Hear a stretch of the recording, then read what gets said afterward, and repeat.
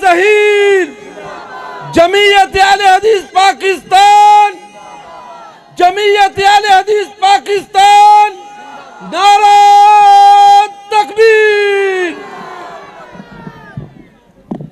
جب تک نہ کٹ مروں میں خواجہ یثرب کی حرمت پر، خدا شاہد ہے کامل میرا ایمان ہو نہیں سکتا۔ دعوتے خطاب دینے جا رہا ہوں فخر اہل حدیث علامہ ابن علامہ شیر اہل حدیث وکیل ناموس صحابہ و اہل بیت، میری مراد علامہ ہشام الہی ظہیر صاحب، صدر جمعیت اہل حدیث پاکستان، وہ مائک پہ آئیں اور اپنے خیالات کا اظہار فرمائیں۔ نعرہ تکبیر، عظمت صحابہ، شان صحابہ، حرمت رسول پہ، حرمت رسول پہ، نعرہ تکبیر۔ جمعیت اہل حدیث پاکستان اللہ کے فضل و کرم سے اور رب کی رحمت سے ضلع سیالکوٹ میں جمعیت اہل حدیث پاکستان کو رب نے چمکایا ہے۔ انشاءاللہ اللہ کے فضل و کرم سے جمعیت اہل حدیث ایک روشن چراغ ہے، چمکتا رہے گا، اور اس کو مٹانے والے اور اس کو ختم کرنے والے خود ختم ہو جائیں گے، ذلیل و رسوا ہو جائیں گے، تباہ و برباد ہو جائیں گے۔ یہ جمعیت اہل حدیث روشن چراغ ہے، چمکتا رہے گا۔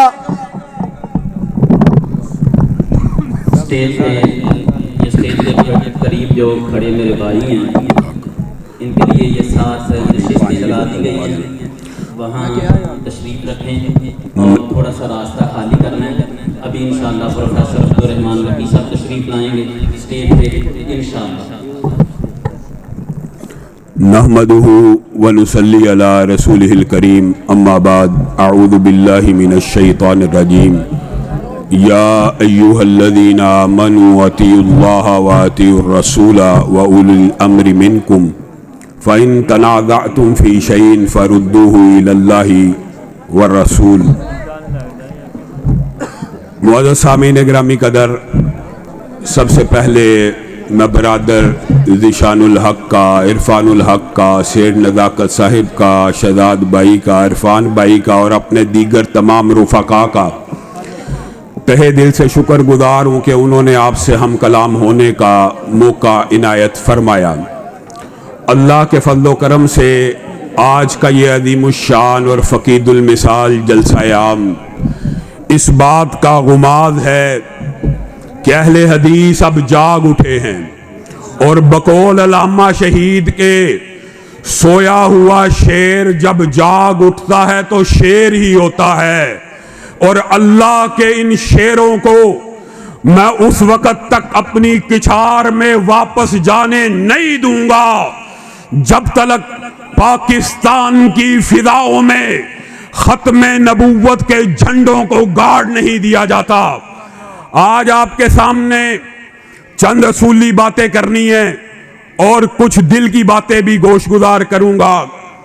ابھی آپ کے سامنے جس آیت مبارکہ کی تلاوت کی ہے، یا ایھا الذین آمنوا اطیعوا اللہ واطیعوا الرسول واولی الامر منکم، اے ایمان والو اطاعت کرو کس کی؟ اللہ کی اور رسول اللہ کی اور ولاۃ الامور کی، علماء کی، محدثین کی، حکام کی۔ فَإِن تَنَازَعْتُمْ، اگر تمہارے درمیان تنازع پیدا ہو جائے، حاکم وقت کے درمیان، علماء کے درمیان، محدثین کے درمیان، اماموں اور فقیہوں کے درمیان، فَرُدُّوهُ إِلَى اللَّهِ، فَرُدُّوهُ إِلَى اللَّهِ، پھر اللہ کی طرف بات کو لٹایا جائے گا اور رسول اللہ کی طرف بات کو لٹایا جائے گا۔ ان کنتم تؤمنون باللہ والیوم الآخر، اگر تم اللہ کے اوپر اور یوم آخرت پہ ایمان رکھتے ہو، ذالک خیر واحسن تاویلا، یہ بہترین تعویل ہے۔ آج معاشرے میں غامدی فکر، اور معاشرے میں انکار حدیث کا فتنہ، آج معاشرے میں استخفاف حدیث کا فتنہ، آج معاشرے میں استحکار حدیث کا فتنہ اس طرح پھیلا کہ مجھے اور آپ کو بھی سمجھ نہیں آئی۔ بات تو ٹھیک ہے، بات تو حدیث ہے حدیث، حدیث تو موجود ہے، لیکن فلاں بھی بہت بڑا امام ہے، اس نے بھی تو پڑھی ہوگی، اس نے بھی تو سنی ہوگی۔ یہ اسلام کے اندر جو فلسفہ یہ باطل ہے، اور یہ بڑے شرح صدر سے اس کے 100 سے زائد قرآن و سنت میں واقعات ہیں، صرف چند واقعات آپ نے یاد کر کے آج جانا ہے۔ رسول اللہ کے بعد زمین کی پشت کے اوپر کائنات کا سب سے افضل آدمی کون ہے؟ سیدنا ابو بکر ہیں، فقیہ ہیں، فقیہ اعظم ہیں، محدث ہیں، امام ہیں۔ اگر وہ بھی کوئی رائے پیش کرے، صحابہ بھی آپس میں اختلاف کرتے تھے، اختلاف کا ہو جانا چنبے کی بات نہیں ہے، معاشرے میں ہاں یہ بات پھیلی ہوئی ہے، یار اختلاف نہ کرو، اختلاف نہ کرو۔ اختلاف تو صحابہ کے مابین بھی ہو گیا، لیکن اختلاف کا حل کیا ہے؟ فَرُدُّوهُ إِلَى اللَّهِ وَالرَّسُولِ۔ پھر اگر تنازع پیدا ہو جائے، اختلاف پیدا ہو جائے تو کس کی طرف لٹانا ہے بات کو؟ اللہ کی طرف لٹانا ہے اور رسول اللہ کی طرف لٹانا ہے۔ حضرت ابو بکر ہیں، خلیفہ راشد ہیں، فتویٰ جاری کیا کہ چور چوری کر کے آیا ہے تو اس کے قدم کو کاٹ ڈالا جائے، پاؤں کو کاٹ ڈالا جائے، اور اس کے پیچھے حضرت ابو بکر کی رحم دلی شامل ہے، اور وہ فقاہت سے اپنے ذہن سے یہ بات کہہ رہے ہیں اور سمجھ رہے ہیں اگر میں نے اس کے دوسرے ہاتھ کو بھی کاٹ ڈالا، ایک ہاتھ پہلے ہی کٹا ہوا ہے، دوسرے ہاتھ کو بھی کاٹ ڈالوں گا، استنجا کیسے کرے گا، کھانا پینا کیسے کھائے گا، اس کے پاؤں کو کاٹ ڈالا جائے حساب برابر ہو جائے گا۔ یہ نیت بد ہے کہ نیک ہے؟ ہمارے معاشرے میں جی نیت نیک ہو تو جی چاہے کرتے چلے جاؤ۔ فقیہ امت، کائنات میں نبیوں کے بعد سب سے بڑی افضل شخصیت کہہ رہی ہے میں اس کے پاؤں کو کاٹوں گا۔ حضرت عمر کھڑے ہوئے اور کہنے لگے السنت الید، ہاتھ کو کاٹنا مدینے والے کی سنت ہے، اے ابو بکر مدینے والے کے فتوے کے سامنے آپ کا فتویٰ نہیں چل سکتا۔ بتائیے فَإِن تَنَازَعْتُمْ فِي شَيْءٍ فَرُدُّوهُ إِلَى اللَّهِ۔ حضرت ابو بکر اڑ گئے، ضد کی کہ نہیں میرے فتوے کو اب نافذ کیا جائے، یا صحابہ کے دو گروہ بن گئے، ابو بکر کی بھی مان لی جائے، عمر کی بھی مان لی جائے۔ ابو بکر کوئی چھوٹا فقیہ ہے؟ ابو بکر کوئی چھوٹا امام ہے؟ ابو بکر کی کیا تھوڑا علم ہے؟ بات کو سمجھیے، جب دو صحابہ کے مابین رائے کا اختلاف ہوا تو صحابہ نے بات کس کی طرف پلٹائی؟ اللہ کی طرف اور رسول اللہ کی طرف، اور پھر السنت الید کو نافذ کر دیا گیا۔ اور حضرت ابو بکر کے بعد کائنات میں سب سے بڑا فقیہ ہے تو کون ہے؟ عمر ہے۔ اور حضرت عمر نے، یہ واقعات آپ نے سنے میں ہیں، صرف یاد دہانی کرانا مطلوب اور مقصود ہے، جو ہمارے معاشرے میں یہ بھی ٹھیک ہے وہ بھی ٹھیک ہے، یار اس کو بھی کرنے دو، اس کو بھی کرنے دو۔ 99% مسئلوں میں ایک طرف حق ہوتا ہے، ایک طرف باطل ہوتا ہے۔ شریعت کے اندر صرف 1% مسئلے ایسے ہیں جن میں 2 آراء کی گنجائش ہوتی ہے، اور ان میں یہ بات ہوتی ہے کہ ایک حق سے زیادہ قریب ہے اور ایک حق سے قدرے دور ہے۔ ہمیشہ دین کے اندر اس بات کو دیکھا جائے گا کہ حق کیا اور باطل کیا ہے۔ حضرت عمر نے فتویٰ جاری کیا، مسند خلافت پہ بیٹھے ہیں کہ حج تمتع کے اوپر میں پابندی لگاتا ہوں۔ حج تمتع ایسا حج ہے جو سارے پاکستانی برے صغیر کے لوگ جا کے کرتے ہیں۔ حج سے پہلے جا کے ہم کیا کرتے ہیں؟ عمرہ کرتے ہیں۔ تو حج تمتع کا نام بھی اس لیے تمتع ہے کہ اس کے اندر فائدہ اٹھایا جاتا ہے، حج کی نیت کے ساتھ عمرہ بھی ہو جاتا ہے۔ پہلے عمرہ کیا، حلال ہو گئے، اور پھر حج کر لیا۔ حضرت عمر نے جب آرڈیننس جاری کر دیا کہ کوئی حج تمتع نہیں کرے گا، اس کے پیچھے فلسفہ کیا تھا کہ آپ خانہ کعبہ میں گئے، آپ نے دیکھا خانہ کعبہ ویران ہے، اور آپ نے یہ نیت اپنائی کہ حج تمتع پہ پابندی لگاؤں گا تو پورا سال خانہ کعبہ آباد ہو جائے گا، لوگ پورا سال عمرہ کریں گے تو خانہ کعبہ آباد ہوگا۔ نیت نیک ہے کہ بد ہے؟ نیک ہے۔ نیک نیتی کے اوپر جو کچھ مرضی کر لیا جائے۔ اللہ کے بندو، صحابہ کی رائے سے بھی اختلاف ہو سکتا ہے اگر وہ رسول اللہ صلی اللہ علیہ وسلم کی رائے سے ٹکرائے، اور اختلاف کرنے والے سب سے پہلے کون ہیں؟ اپنے ہی بیٹے عبداللہ ابن عمر ذی الخلافہ کے مقام پہ پہنچے، احرام باندھا اور لبیک کہا، اور کہا حج تمتع کا احرام باندھتا ہوں۔ ہر کاروں کو پتا چلا، حضرت عمر تک خبر پہنچی کہ آپ نے آرڈیننس جاری کیا تھا حج تمتع کے اوپر پابندی ہے. آپ کے اپنے بیٹے نے سب سے پہلے حج تمتع کے احرام کو باندھا ہے. ہر کارے حضرت عبداللہ ابن عمر کو پکڑ لائے. حضرت عمر نے کہا اگر میرا بیٹا ہی میری بات نہیں مانے گا تو کون دوسرا مانے گا؟ پکڑ کے لایا جائے. عبداللہ ابن عمر آئے جو ہمیشہ جھکی ہوئی گردن کے ساتھ آتے تھے، بچھی ہوئی پلکوں کے ساتھ آتے تھے، سکڑے ہوئے سینے کے ساتھ آتے تھے. آج آ رہے ہیں گردن بھی اٹھی ہوئی، سینہ بھی تنا ہوا، نظریں بھی اٹھی ہوئی. باپ نے بیٹے کے بدلتے ہوئے تیوروں کو دیکھا، پوچھا کیا بات ہے؟ میں نے آرڈیننس جاری کیا اور تو نے سب سے پہلے میرے آرڈیننس کی مخالفت کی. کہا بابا مجھے ایک بات بتلا دیجئے، یہ آپ کا اور میرا منہج ہے، یہ میری اور آپ کی دعوت ہے. منکرین حدیث کو، استخفاف حدیث کرنے والوں کو، استحکار حدیث کرنے والوں کو کھلی دعوت ہے. باپ کے سامنے باپ وہ ہے جو خلیفہ راشد ہے، جس کو یہ سند حاصل ہے کہ اس کی پیروی ہونی چاہیے. رسول اللہ کہہ رہے ہیں. بیٹا باپ کو کہتا ہے بابا حج تمتع مدینے والے کی سنت ہے، آپ بتائیے آپ کے فتوے کو، آپ کے آرڈیننس کو مانا جائے گا کہ مدینے والے کے فتوے کو مانا جائے گا؟ باپ بھی آنکھوں میں پانی لیے بیٹھا ہے. اڑ گیا. آج کا مولوی، آج کا پیر، آج کا فقیہ جو فتویٰ دے دے اس پہ ضد کر لیتا ہے، اڑ جاتا ہے. حضرت عمر کہتے ہیں اللہ تیرا شکر ہے تو نے ایسا بیٹا دیا، اگر عمر یہاں سے وہاں ہونے لگا تو پکڑ کے سیدھا کر دیا. صحابہ کے مابین کوئی اس طرح کا مسئلہ نہیں تھا. اور حضرت عمر کے بعد بھی، اور یہ واقعات ایک نہیں ہے متعدد ہیں، بات کو آپ کے سامنے اختصار سے رکھنا ہے. حضرت عثمان، ان سے بڑا کوئی محدث اور فقیہ ہو سکتا ہے اور حافظ قرآن اور قرآن کی شرح میں، ان کے پاس یہ آپ نے مسئلہ سمجھنا ہے. ان کے پاس ایک مقدمہ آیا اور ایک شخص نے آ کے کہا کہ میں نے شادی کی تھی اور میرے گھر 6 ماہ کے اندر اندر بچہ پیدا ہو گیا ہے، اور اس اثر سے پتا چلتا ہے وہ بندے نے ابھی اپنا بچہ بھی دیکھا نہیں تھا. سیدھا حضرت عثمان کے دفتر آ گیا اور آ کے کہنے لگا کہ 6 مہینے شادی کے ہوئے ہیں اور بچہ پیدا ہو گیا ہے. اور عرب کا یہ معمول تھا اس واقعے سے پہلے کہ 6 ماہ کا تندرست بچہ اگر پیدا ہو جاتا تھا تو اسے حرام کا بچہ سمجھا جاتا تھا. تو حضرت عثمان نے بھی جو طریق معاشرے میں تھا غور و فکر کیا. فَأَمَرَ بِهَا أَن تُرْجَمَ، انہوں نے حکم جاری کیا، آرڈیننس جاری کیا کہ وہ جو عورت ہے اس کی بیوی، اس کو رجم کر دیا جائے. 6 ماہ کا بچہ نہ عرب میں موجود تھا نہ ان کو قرآن و سنت سے نظر آیا. انہوں نے فیصلہ کر دیا. اب لوگوں کو کہا کہ اس کو رجم کر دیا جائے اور میدان میں جمع ہوا جائے، کیونکہ ایک گروہ نے اس حد کا نظارہ بھی کرنا ہے شہادت اور گواہی کے طور کے اوپر. لوگ کٹھے ہو رہے ہیں، لوگ میدان کی طرف جا رہے ہیں کہ عورت کو رجم کیا جائے گا. ایک نوجوان میدان کی طرف جانے کی بجائے حضرت عمر کے دربار میں چلا آ رہا ہے. کون؟ سیدنا علی رضی اللہ تعالیٰ عنہ. اے عثمان، آپ نے جو ابھی آرڈیننس جاری کیا ہے اس کو رجم کرنے کا، اگر میرے اور آپ جیسی عقل ہوتی تو کہتے بھلا سیدنا عثمان سے زیادہ عمدہ فیصلہ کون کر سکتا ہے؟ حضرت عثمان سے بڑا فقیہ کون ہو سکتا ہے؟ حضرت عثمان نے قرآن نہیں پڑھا؟ کسی کو کہہ دیا جائے نا اور یار یہ مسئلہ آپ کے فلاں پیر کا، مولوی کا، امام کا غلط ہے، تم امام سے زیادہ بڑے حافظ ہو، تم امام سے زیادہ دین جانتے ہو، یہ عجیب و غریب فلسفہ ہے.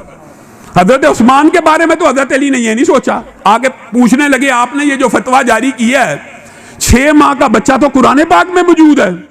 حضرت عثمان نے آگے سے یہ کہا کہ میں نے بھی پورا قرآن پڑھا ہے، قرآن میں نہیں ہے یہ وہ. اے علی، 6 ماہ کا بچہ کیا واقعی قرآن پاک میں موجود ہے؟ کہا جی ہاں. کہا کہاں پہ موجود ہے؟ کہا پڑھیے قرآن. وَحَمْلُهُ وَفِصَالُهُ 30 شَهْرًا، حمل اور فصال کی مدت دودھ پلانے کی 30 ماہ ہے. حضرت عثمان نے کہا ہاں یہاں پہ 30 ماہ تو موجود ہیں لیکن 6 ماہ سمجھ میں نہیں آتے. کہا آپ قرآن کا دوسرا مقام پڑھیے. وَالْوَالِدَاتُ يُرْضِعْنَ أَوْلَادَهُنَّ حَوْلَيْنِ كَامِلَيْنِ لِمَنْ أَرَادَ أَنْ يُتِمَّ الرَّضَاعَ. اب قرآن کا یہ آیت پڑھیے. حضرت عثمان کے ذہن میں آیت آ گئی اور یہاں پہ اللہ نے کیا کہا کہ دودھ پلانے کی مدت کتنی ہے؟ 2 سال. اب 30 ماہ میں سے 24 ماہ نکال دیے جائیں تو کتنے ماہ بچتے ہیں؟ حضرت علی نے کہا 6 ماہ کا بچہ تو قرآن پاک میں ہے. حضرت علی کی یہ بات سن کے حضرت عثمان نے ہرکاروں کو دوڑایا، کہا تیزی سے بھاگو، اس عورت کو رجم کرنے سے روکو، اگر وہ عورت رجم ہو گئی تو عثمان اللہ کو کیا جواب دے گا؟ آج کا مولوی کیا کہتا ہے، میں نے جو فتویٰ جاری کر دیا قرآن و سنت کے فہم اور ادراک کے ساتھ، اب بس تو نے اسی کو ماننا ہے، اب تیرے امام نے جو فتویٰ دے دیا اسی کو نافذ کیا جائے گا۔ اللہ کی قسم یہ صحابہ کا طرز عمل نہیں تھا۔ فَإِن تَنَازَعْتُمْ فِي شَيْءٍ فَرُدُّوهُ إِلَى اللَّهِ وَالرَّسُولِ کا، اور پھر آپ حیران رہ جائیں گے، بات آئی ہے تو مکمل کر لیتے ہیں۔ جب اس عورت کے پاس یہ ہرکارے پہنچے تو عورت کو زمین میں گاڑ دیا گیا تھا اور صرف سر باہر تھا، اور اس کی بہن اس کا حال احوال پوچھنے کے لیے آئی تھی اور زارو کتار رو رہی تھی۔ تو وہ عورت جس کا صرف سر باہر تھا وہ کہنے لگی فوالذی نفسی بیدی، اللہ کی قسم جس ذات کے ہاتھ میں میری جان ہے، ما مسنی الرجل قط غیرہ، زنا کرنا تو دور کی بات ہے، مجھے میرے خاوند کے علاوہ کبھی کسی نے ہاتھ تک نہیں لگایا۔ اور اسی وقت ہرکاروں نے جب باہر نکالا تو اثر کے اندر یہ بات بھی ملتی ہے، باپ نے جو بچہ نہیں تھا دیکھا ہوا، جو ہی بچے پہ نظر پڑی تو باپ سے اتنا مشابہ تھا کہ باپ کہنے لگا اللہ کی قسم یہ تو میرا ہی بیٹا ہے۔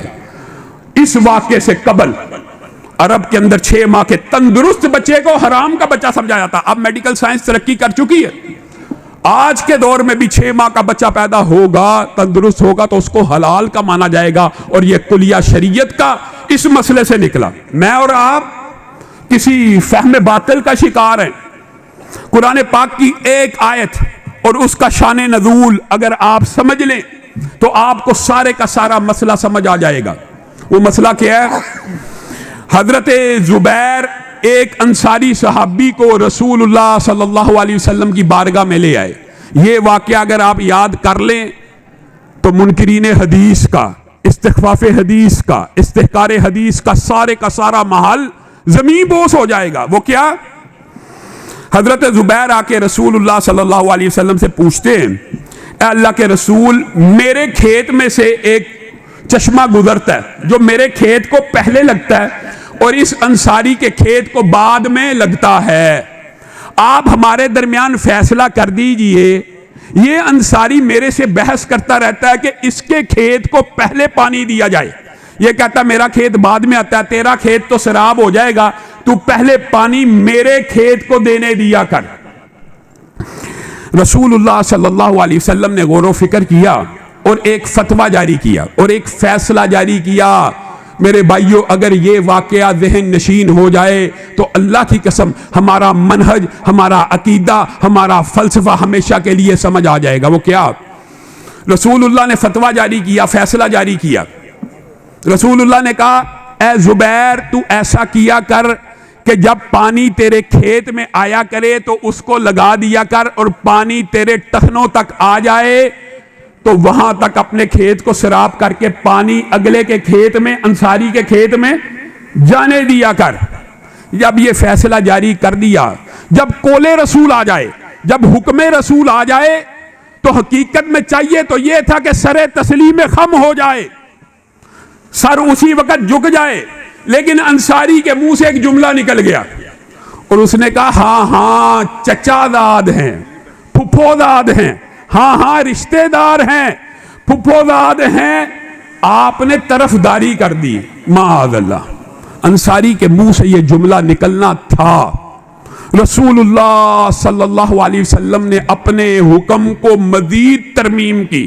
یہ فیصلہ آپ نے سننا ہے۔ رسول اللہ نے کہا جب میں نے فیصلہ نافذ کر دیا اور اس کے بعد تو نے میرے پہ طرفداری کا الزام لگایا، اب رسول اللہ نے پہلا جو فیصلہ کیا تھا وہ نارمل کیفیت میں کیا تھا، اب فیصلہ کر رہے ہیں غصے کی کیفیت بھی موجود ہے، اور فیصلہ یہ کیا اے زبیر جتنا پانی آئے اپنے کھیت میں استعمال کیا کر اور اس کو سراب کیا کر، جب وہ سراب ہو جائے پانی کو بند کر دیا کر، انصاری کے کھیت میں ایک قطرہ بھی نہیں جانا چاہیے۔ اب پہلا فیصلہ بہتر تھا کہ یہ اب یہاں پہ رسول اللہ صلی اللہ علیہ وسلم نے جب یہ فیصلہ کیا تو اللہ تعالیٰ نے آسمان سے رسول اللہ کی تائید میں یہ آیتوں کو نازل فرما دیا. فلا وربک لا یؤمنون فلا وربک لا یؤمنون حتی یحکموک فیما شجر بینہم ثم لا یجدوا فی انفسہم حرجا مما قضیت وَيُسَلِّمُوا تَسْلِیمًا. اے محمد صلی اللہ علیہ وسلم، اے محمد صلی اللہ علیہ وسلم، تیرے رب کی قسم ہے. فَلَا وَرَبِّكَ لَا يُؤْمِنُونَ. تیرے رب کی قسم ہے جب تو کسی مسئلے میں فتویٰ فیصلہ جاری کر دے، پھر اس فیصلے کو سننے کے بعد اگر کسی کے سینے کے اندر بھی تنگی پیدا ہو تو وہ مومن نہیں ہو سکتا. اس انصاری کو دین سے، ایمان سے خارج کر دیا گیا ہے. بتائیے دین کیا ہے؟ ثم لا یجدوا فی انفسہم حرجا مما قضیت ویسلموا تسلیما. آپ نے دین کو کیا سمجھا؟ آپ نے اور میں نے، ہم نے قرآن پاک کی ایک آیت پڑھی ہے اور ہم یہ سمجھتے ہیں بالعموم کہ یہ شاید رسول اللہ صلی اللہ علیہ وسلم کو تنبیہ کی گئی ہے. ہاں تنبیہ کا ایک انداز بعض مفسرین نے مانا ہے، لیکن اللہ کی قسم یہ آیت بھی رسول اللہ کی شان میں ہے. وہ آیت کون سی ہے؟ وَلَوْ تَقَوَّلَ عَلَيْنَا بَعْضَ الْأَقَاوِيلِ لَأَخَذْنَا مِنْهُ بِالْيَمِينِ ثُمَّ لَقَطَعْنَا مِنْهُ الْوَتِينَ فَمَا مِنْكُمْ مِنْ أَحَدٍ عَنْهُ حَاجِزِينَ. میرے بھائیو یہ آیت کتنی سنگین ویسے محسوس ہوتی ہے. وَلَوْ تَقَوَّلَ عَلَيْنَا بَعْضَ الْأَقَاوِيلِ. پیارے حبیب، اگر آپ ہم پہ ایک جھوٹ بھی گڑے، ایک بہتان بھی باندھیں اور ایک بات بھی ایسی کریں جو اللہ نے نہیں کی، اور دین میں ایک ایسی بات کا اضافہ کریں جو اللہ کی طرف سے نہیں ہے، وَلَوْ تَقَوَّلَ عَلَيْنَا بَعْضَ الْأَقَاوِيلِ، ایک بات بھی ایسی کریں جو دین میں نہیں ہے، تو ہم آپ کی شہرگ حیات کو تن سے جدا کر دیں گے. یہ آیت لگتا ہے کہ رسول اللہ کو ڈرانے کے لیے ہے بظاہر، لیکن اللہ کی قسم مجھے اور تجھے ڈرانے کے لیے ہے کہ یہ رسول اتنی شان والا ہے، اتنی عظمت والا ہے، اس نے پوری زندگی میں ایک بات بھی اللہ کی مرضی کے خلاف نہیں کی ہے. اگر کی ہوتی تو اللہ رب العزت شہرگ حیات کو تن سے جدا کر دیتے. ایک بات بھی رسول اللہ نے دین کے اندر، غامدی صاحب اٹھتے ہیں، ایک رسول اللہ کی جی شرعی حیثیت ہے، ایک رسول اللہ کی جی بشری حیثیت ہے، یہ جی داڑھی رکھ لینا تو روایت تھی، یہ جی جبہ پہن لینا، یہ سر کے اوپر ڈھانپ لینا تو عرب کا کلچر تھا. ایک بات بھی دین کی ایسی نہیں ہے جو رسول اللہ نے اپنی طرف سے گھڑی ہو. سارے کا سارا دین اللہ کی طرف سے نافذ ہوا ہے. اور صحابیات کا بھی طرز عمل کیسا تھا؟ رسول اللہ صلی اللہ علیہ وسلم کی بات کو سن کر آپ حیران رہ جائیں گے. ایک واقعہ آپ کے سامنے یہ بھی رکھتا ہوں. مغیرہ بن شعبہ رسول اللہ صلی اللہ علیہ وسلم کی بارگاہ میں آئے اور آ کے کہنے لگے فلاں انصاری کے گھر میں میرے رشتے کی بات چل رہی ہے، اس بچی کے ساتھ تقریباً بات فائنل ہے، اس کا میں نے بڑا سیرت کا چرچا سنا ہے، یہ نیک ہے وغیرہ. تو رسول اللہ صلی اللہ علیہ وسلم نے کہا مغیرہ کیا تو نے اسے دیکھا ہے؟ کہا نہیں دیکھا نہیں ہے، صرف نیک صفت سنی ہے، باتیں سنی ہے. اچھا مغیرہ ایک نظر دیکھ لے، ایک نظر دیکھ لے، اللہ تعالیٰ برکت نازل فرما دے گا. اور شریعت کا یہ کلیہ اور مفہوم واضح کرتا ہے اس ایک بات کو کہ اسلام میں چہرے کا پردہ ہے. کیوں؟ یہ جو اجازت دی ہے عورت کو برہنہ دیکھنے کی اجازت دی تھی کہ چہرہ دیکھنے کی؟ جو منگیتر کا ایک چہرہ دیکھنے کی اجازت ہے کہ بعد میں بندہ بیٹا شکوہ نہ کر سکے، بھائی ماں آپ تو رشتہ کر رہی تھی، مجھے دکھایا تھا، مجھے نہیں پسند آئی. یہ حکمتیں رسول اللہ کے دین کی اندر جو ہیں وہ رسول اللہ سے ثابت ہیں. ایک نظر دیکھ لے برکت ہو جائے گی.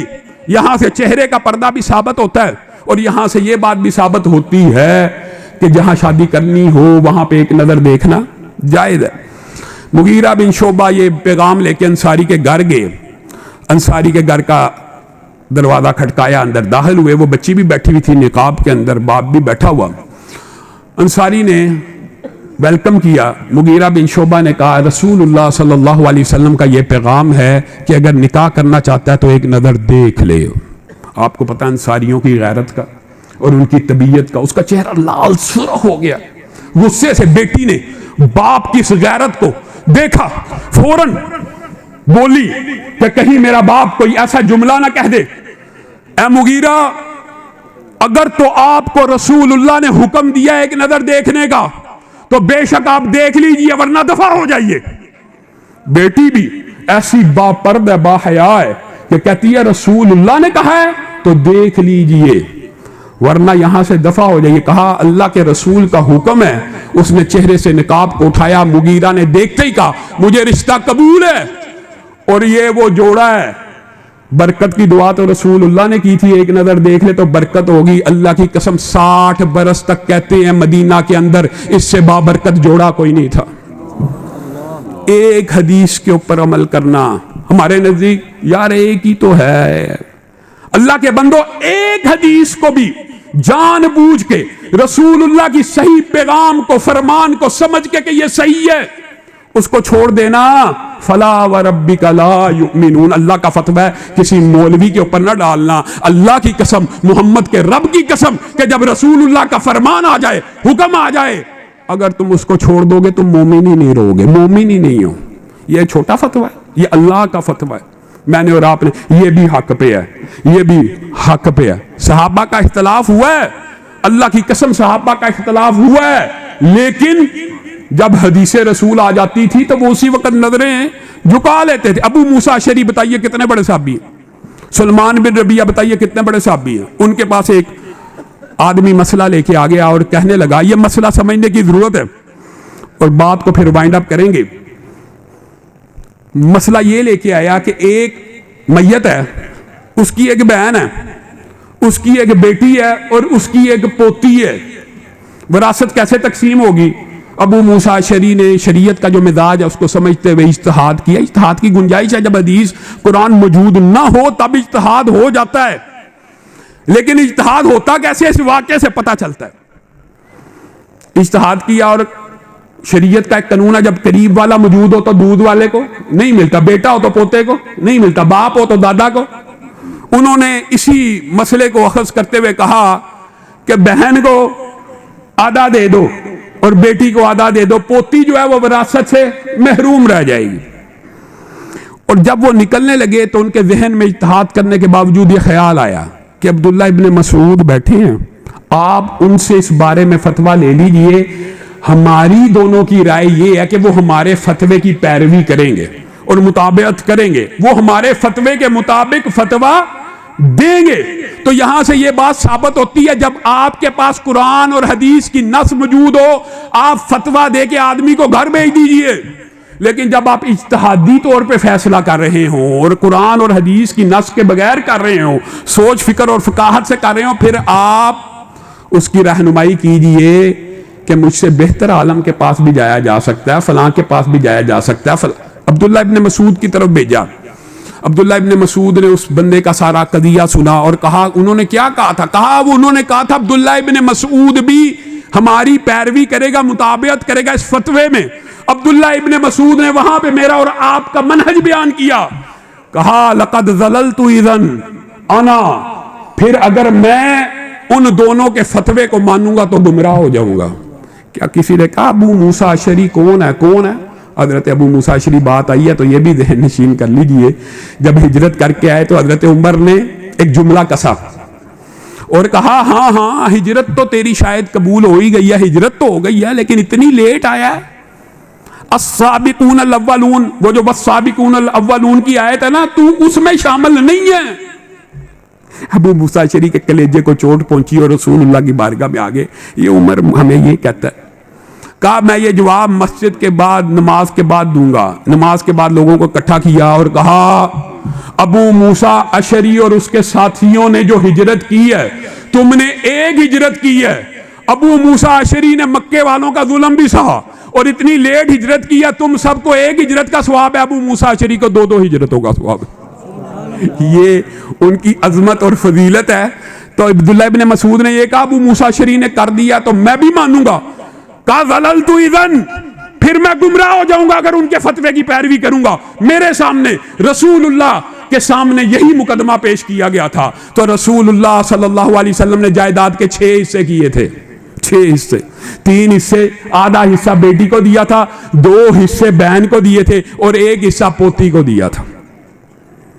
یاد رکھیے فَإِن تَنَازَعْتُمْ فِي شَيْءٍ فَرُدُّوهُ إِلَى اللَّهِ وَالرَّسُولِ. جب تنازع پیدا ہو جائے، صحابہ کا معاذ ابن جبل ہے، کتنا جلیل القدر، اگر ان کی عظمتیں بیان کرنا شروع کر دے بندہ تو ایک ایک صحابی کی عظمت ہے.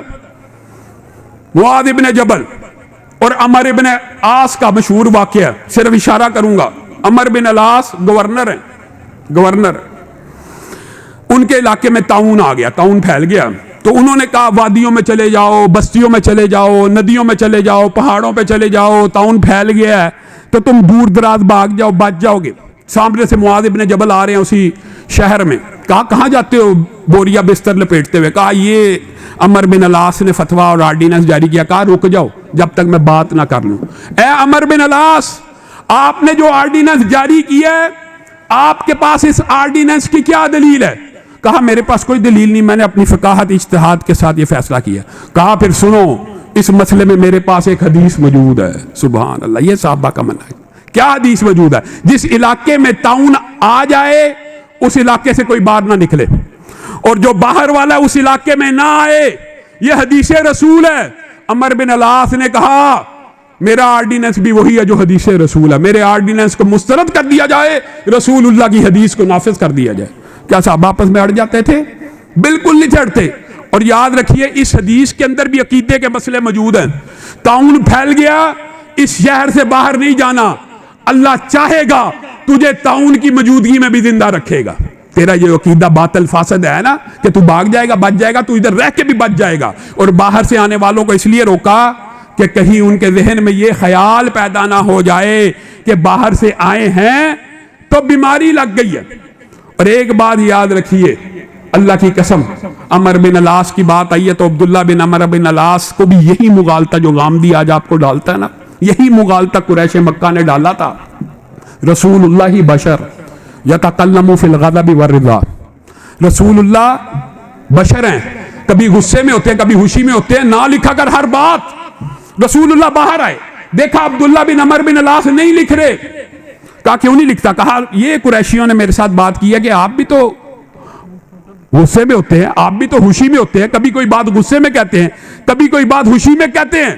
وہاں پہ رسول اللہ نے آپ کا اور میرا منہج بیان کیا. وہ کیا تھا؟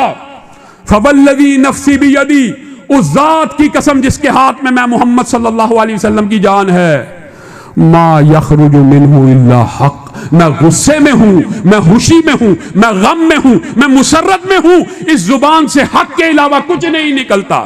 غامدی صاحب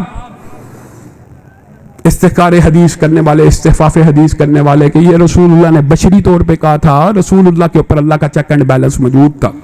اور آخر میں میرے بھائیوں، میں آپ سب کو مبارکباد پیش کرنا چاہتا ہوں، سیٹ نزاکت کو مبارکباد پیش کرنا چاہتا ہوں، ذیشان الحق عرفان الحق کو مبارکباد پیش کرنا چاہتا ہوں. اپنے مہمانوں عبد الرحمن مکی کو دل سے اہلاً و سہلاً دیدہ و دل فراش راہ کہنا چاہتا ہوں. آپ سب ساتھیوں نے ان کی اور جلسے کے آخر تک تمام کی گفتگو سماعت کر کے جانی ہے. وعدہ کرتے ہیں نا، ہاتھ اٹھا کر وعدہ کریں، سب کی گفتگو سماعت کر کے جانی. یہ جمعیت اہل حدیث پاکستان کا جو بنانے کا مقصد تھا، آج آپ کے سامنے یہ بھی آپ کو بتانا چاہتا ہوں. اللہ کے فضل و کرم سے اس پنڈال کے اندر اور جتنے لوگ ویڈیو آڈیو کے اوپر سن رہے ہیں، سب کو یہ دعوت ہے، کسی اہل حدیث مسجد کا، کسی عالم دین کا کوئی مقدمہ ہوگا، یہ میرا بھائی سیٹ نزاکت یہاں پہ موجود ہے، آپ کے ساتھ مل کے اس مقدمے کو لڑے گا. اہل حدیث کی ہر مسجد کو آزاد کروایا جائے گا، علماء اہل حدیث کے اوپر ہونے والے پرچوں کو خارج کروایا جائے گا. اس کے لیے مجھے آپ لوگوں کے ساتھ کی ضرورت ہے. آپ ہمارا ساتھ دینے کے لیے تیار ہیں؟ آپ مجھے ایک بات بتلائیے، اللہ کی قسم، یہ جو عوام ہوتی ہے، یہ جو ہجوم ہوتا ہے، یہ جو افراد ہوتے ہیں، میں آپ کو دعوے سے کہتا ہوں، ضلع سیالکوٹ کے اندر جو 6 مسجدیں بند پڑی ہیں، یہ 6 مسجدیں ایک دن میں کھل سکتی ہیں. کس طرح؟ اگر آپ قائدین کی قیادت میں احتجاج کرنے کے لیے روڈوں کے اوپر نکل جائیں. مسجدوں کے لیے روڈوں پہ آنے کے لیے تیار ہو، دفاع صحابہ کے لیے روڈوں پہ آنے کے لیے تیار ہو، حرمت رسول کے لیے روڈوں پہ آنے کے لیے تیار ہو. اور افسوس بے شمار سہنہائے گفتنی، خوف فساد خلق سے نہ گفتہ رہ گئی، اتنی نہ بڑھا. اور میں کیا کہوں، آج انٹرویو نشر کیا، اتنی نہ بڑھا پاکی دامہ کی حقائق. دامن کو ذرا دیکھ، ذرا بند قبا دیکھ، اور عجیب بات ہے پھر ذہن میں وہ خیال آتا ہے زاغوں کے تصرف میں عقابوں کے نشے من، زاغوں کے تصرف میں کہتے ہیں. اور بات آئی ہے میری ذات کے اوپر ڈائریکٹ الزام لگا، اس لیے وضاحت کرنا چاہتا ہوں. بعد کم ذہن لوگ اثر قبول کرتے ہیں، اور باقی جو مکی صاحب وغیرہ کے اوپر انہوں نے حملہ کیا وہ خود وضاحت پیش کریں گے. وہ بھی بارے بھائی مجھے کہا کہ نون لیگ کی ٹکٹ مانگتا تھا اور جب نام ملی تو جماعت چھوڑ گیا. آپ سب گواہ ہیں. میں نے جماعت کب چھوڑی تھی؟ میں نے جماعت چھوڑی تھی؟ بتائیے کوئی ایک بندہ دعویٰ کرے کہ میں نے جماعت چھوڑی تھی. جماعت کی صلح کس نے توڑی تھی؟ پہلی بات بھی جھوٹ. اور دوسری بات یہ ہے میں مئی میں نکلا جمعیت اہل حدیث علامہ احسان اللہ دیر شہید کی جمعیت کو بحال کیا. الیکشن کب ہوئے ہیں؟ فروری میں. ایک سال پہلے الیکشن سے میں ان سے ٹکٹیں مانگ رہا تھا، اور بالفرض مانگ بھی رہا تھا تو آپ کے تو اتحادی نون لیگ ہیں، میں آپ کی جماعت کے اندر موجود ہوں. میں نے پیپل پارٹی کی ٹکٹ مانگنی ہے آپ سے یا میں نے پی ٹی آئی کی مانگنی ہے؟ آپ جس جماعت میں اسی کی مانگنی ہے. یہ بھی عجیب بات. ایک سال پہلے مئی میں جمعیت اہل حدیث کو بحال کیا گیا. الیکشن ہوئے کب؟ فروری میں. اور کہتے ہیں جب ٹکٹ میں نے نہیں دی تو جماعت چھوڑ کے بھاگ گیا. لعنت اللہ علی الکاذبین. اس کے علاوہ کوئی جواب نہیں ہے. بتائیے اتنا بڑا جھوٹ میڈیا کے اوپر بیٹھ کے اگر آپ بولیں گے تو پھر ہم کچھ شکوہ کریں گے تو آپ پھر کہتے ہیں کہ جی یہ زبان بڑی تلخ بول دی ہے، زبان بڑی سخت بول دی ہے. الفاظ و معانی میں تفاوت نہیں، لیکن ملا کی ادا اور ہے، مجاہد کی ادا اور. مجھے آپ لوگوں کے ولولوں کی ضرورت ہے، آپ لوگوں کے ہموں کی ضرورت ہے، آپ لوگوں کے تنتنوں کی ضرورت ہے. اللہ کے فضل و کرم سے جمعیت اہل حدیث ابھرتا ہوا سورج ہے، جلتا ہوا چراغ ہے، اور تو اور تیرا اقتدار جمعیت اہل حدیث پاکستان اور تو اسلامیہ علامہ شامل ہے. اور تو تیری جان میری جان، ہاتھوں کو بلند کر کے تیری جان میری جان. تو اور تیرا اقتدار ڈھلتا ہوا سورج ہے اور گرتی ہوئی دیوار ہے. اب ان گرتی ہوئی دیواروں کو ایک دکا اور دینے کی ضرورت ہے. آپ دینے کے لیے تیار ہیں انشاءاللہ؟ گرتی ہوئی دیواروں کو، گرتی ہوئی دیواروں کو، گرتی ہوئی دیواروں کو. سبحان ربک رب العزت عما یصفون. پاکستان سبحان ربک رب العزت عما یصفون. زندہ ہے جمعیت، زندہ ہے جمعیت، زندہ ہے جمعیت. سبحان ربک رب العزت عما یصفون وسلام علی المرسلین والحمد للہ رب العالمین.